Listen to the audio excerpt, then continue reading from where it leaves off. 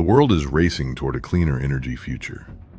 Electric vehicles, renewable energy storage, technologies that will shape life on Earth for generations to come. At the heart of this revolution is a single mineral, lithium. And at the heart of Africa's lithium story is Zimbabwe. Zimbabwe holds the largest known lithium reserves on the African continent and the fifth largest in the world. In just a few years, this country has become a focal point of global investment in the energy transition chain. Lithium production in Zimbabwe has surged from 470 metric tons in 2010 to over 1.1 million metric tons by the end of 2024. Today, lithium is Zimbabwe's third largest mineral export, after gold and platinum group metals. But this mineral boom comes with a critical question. Who is it really benefiting? This short video, produced courtesy of Transparency International Zimbabwe, examines the governance risks that threaten to undermine Zimbabwe's lithium opportunity and what must change to ensure this wealth serves all Zimbabweans.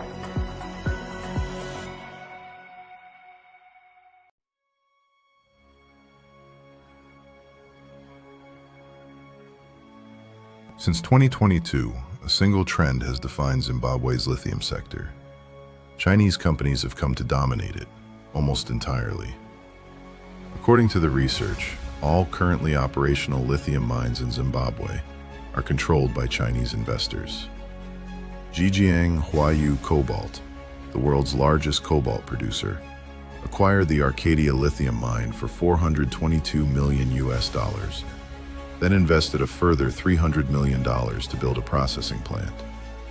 Sinomine Resource Group acquired the Bokita lithium mine for $180 million and immediately expanded operations. China Natural Resources, Feisheng Group, and Top Pacific finalized a deal worth approximately $1.75 billion for a Zimbabwean lithium operation by early 2024.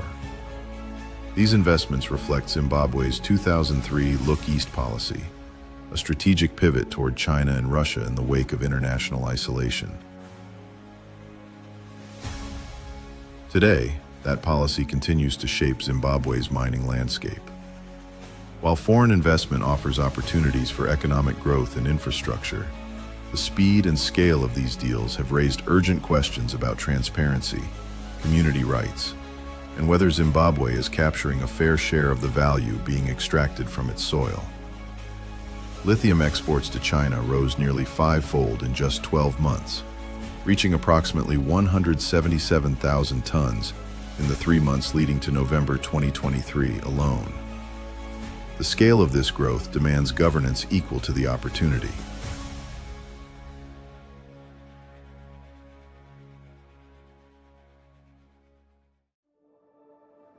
This documentary is based on a rigorous study published by Transparency International's Accountable Mining Program in 2025.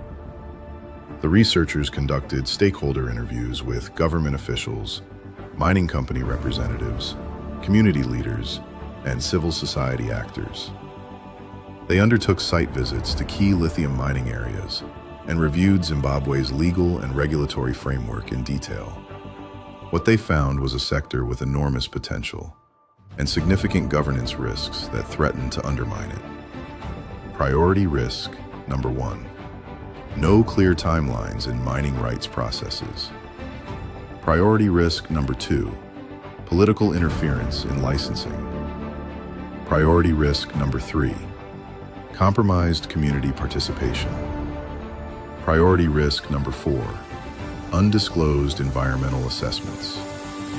Priority risk number 5, rent-seeking and corruption. These 5 risks do not exist in isolation. They are interconnected, each one enabling and amplifying the others. Behind the billions of dollars in investment are real communities. Communities whose land, water, and livelihoods are directly affected by how this sector is governed. According to the Zimbabwe Environmental Law Association, over 1,000 people in Bokita and Ngoromanzi were displaced or negatively affected by lithium exploration and extraction between 2022 and 2024. At the Sabi Star mine in Buhera, owned by China's Chengshin Lithium Group, 41 families from Mukwazi and Tagarira villages were relocated to Murrumbinda. While new homes were constructed, community members reported a pattern of broken promises, loss of livestock, inadequate land, insufficient compensation, and a near total absence of meaningful consultation. Families reported losing access to communal grazing lands, sacred sites, and water sources, the foundations of their economic survival and cultural identity. Water is a particular concern. In Buhera, rivers have been diverted toward mining sites at the expense of community access.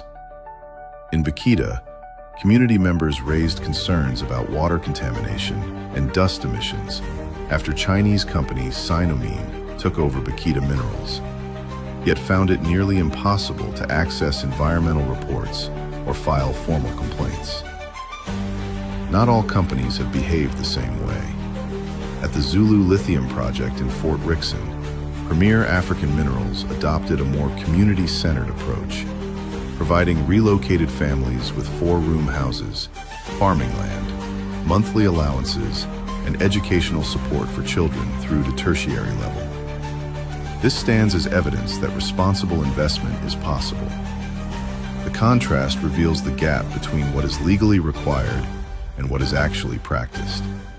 Until governance catches up, communities will continue to bear the costs of a boom they were never consulted about.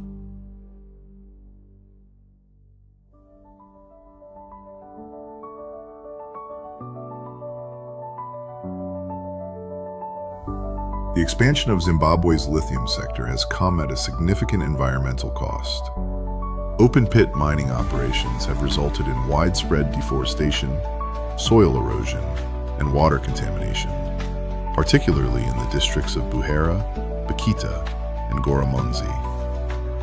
Lithium mining produces large volumes of overburden and toxic waste, including lithium salts, acids, and solvents. These substances contaminate surface and groundwater, reduce agricultural productivity, and contribute to biodiversity loss. Local reports from Bakita indicate elevated levels of heavy metals, including arsenic and cadmium, in water bodies near mining operations, attributed to waste discharge. In 2023, the Environmental Management Agency took action, suspending the operations of Shengshang Mining and TN Gold for operating without valid environmental impact assessment certificates. The two companies were fined $5,000.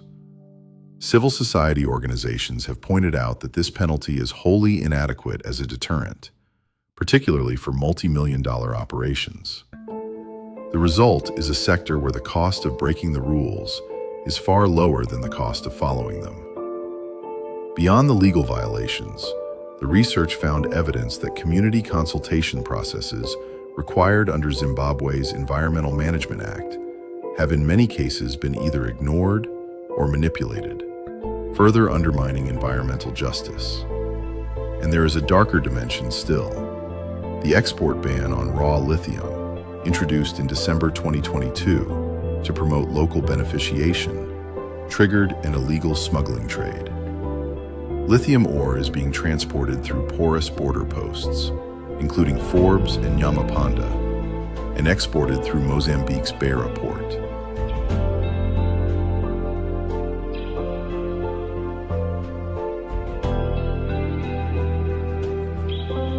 Zimbabwe risks losing not only revenue, but also the environmental accountability that a legal, regulated sector is meant to ensure.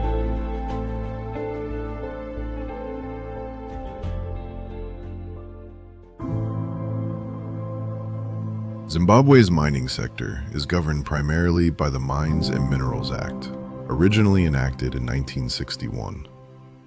Despite amendments over the decades, the act still falls far short of modern mining governance principles. It confers broad discretionary powers on the Minister of Mines and the President, enabling non-transparent allocation of mining rights, fostering patronage, and opening the door to elite capture. The Act lacks adequate provisions on environmental protection, community participation, transparency, and free, prior, and informed consent. There is no modern digitized mining cadastre system, no contract disclosure mechanism, no beneficial ownership transparency requirement, and no local content requirement. The study also documents a troubling pattern. The elite capture that has historically distorted Zimbabwe's diamond sector appears to be reproducing itself in the lithium sector, with state-linked enterprises and politically connected individuals securing privileged access to the country's most strategically valuable mineral. The good news is that reform is on the table. Zimbabwe is currently in the process of amending the Mines and Minerals Act. That reform process is an opportunity, perhaps a once-in-a-generation opportunity, to get this right. The research does not only document what is going wrong, it provides a concrete blueprint for what accountability in Zimbabwe's lithium sector must look like. Here are the 5 recommendations, one for each priority risk identified.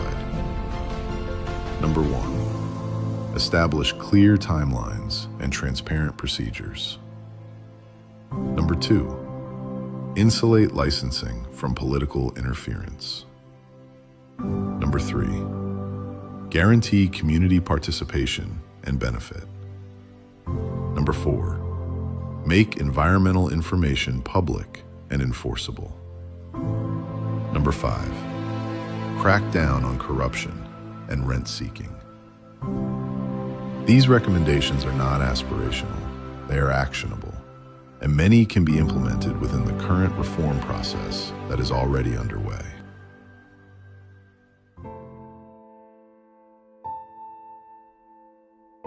Zimbabwe is not alone in this challenge.